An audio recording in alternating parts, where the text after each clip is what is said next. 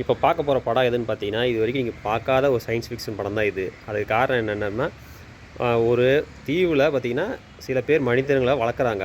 அது எப்படின்னா, வெளி உலகமே தெரியாம அவங்க பார்த்தீங்கன்னா, ஜஸ்ட்டு ஒரு உருவம் மட்டும் இருக்குன்னு வளர்த்துட்டு இருக்காங்க.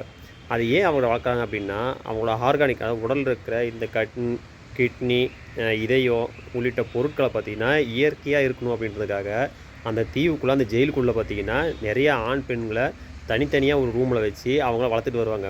அவங்க ஓரளவுக்கு நல்லா வளர்ந்ததுக்கப்புறம், அவங்க உடம்புல இருந்து பார்த்தீங்கன்னா, பொருட்கள எடுத்து அவங்க தங்கள வச்சுக்குவாங்க. இப்படி ஒரு ஆடு, மாடு, கோழி மாரி ஒரு மனித இனத்தையே பார்த்தீங்கன்னா, ஒரு வளர்த்திட்டு இருக்காங்க வெளி உலகமே தெரியாம. இந்த கூட்டத்தில பார்த்தீங்கன்னா, ஹீரோவும், ஹீரோயினும் எப்படியோ ஒண்ணு அங்கருந்து தப்பிக்கணும்னு சொல்லி பிளான் பண்ணி தப்பிச்சிடுறாங்க. தப்பிச்சு வெளிய வந்ததுக்கப்புறம் தான் தெரியுது, அவங்களுக்கு இந்த மாரி ஒரு உலகம் இருக்கிறது அப்படின்ட்டு. ஏன்னா, அதுவரைக்கும் அவங்க வெளி உலகத்தையே பார்க்காதனால. அதுக்கப்புறம் பார்த்தீங்கன்னா, அந்த ஹீரோவும், ஹீரோயின் ஒண்ணு சேரும்போது, ஓ! இதுதான் இயற்கையா அப்படின்ற மாரி தெரியுது. பட் நீங்க பல லட்சம் கோடி ரூபா வந்து செலவு பண்ணி, இவங்கள வளர்த்திட்டு இருக்கிற ஒரு குரூப் பார்த்தீங்கன்னா, தப்பிச்சு கூட விடுவாங்களா? விடவே மாட்டாங்க. அவங்க எப்படியாவது ஒண்ணு கண்டுபிடிச்சு இவங்கள கொண்டு வரணும் அப்படின்றது தான் மீதி கதையே. கடைசியா இவங்க அவங்க கிட்ட மாட்டுனாங்களா? இல்ல தப்பிச்சாங்களா? அந்த மாரி ஒரு கதை தான் இது. ரொம்ப ரொம்ப அருமையான படம். தி ஐஸ்லேண்ட் இந்த படத்து பேரு.